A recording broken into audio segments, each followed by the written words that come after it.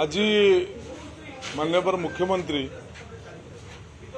2026-27 आर्थिक वर्षर ओडिशा राज्य राज्य बजेट उपस्थापन कले।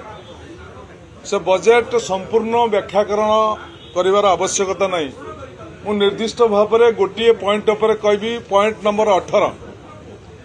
पॉइंट नंबर 18 माननीय मुख्यमंत्री उपस्थापित कले जे 2036 मसीहा सुधा ओडिशा राज्य को 500 अमेरिकीय बिलियन डॉलर अर्थनीति करेंगे। से आवश्यकता हूँ 5टा जिनिस। कौन 5टा जिनिस? तार तो 5टी कोठा। 5टी कोठा कौन? गोटा हूँ जनाश्रय भवन, गोटा हूँ नूतन विधान सौध, गोटा हूँ नूतन सेक्रेटेरिएट, गोटा हूँ नूतन संग्रहालय, गोटा हूँ ओडिशा भवन।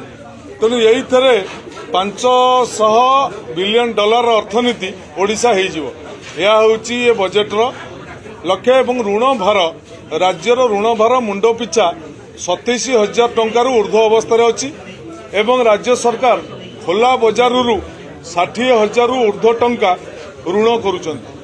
तेणु राज्य वर्तमान ऋण भार बुड़ीबा जाउछि।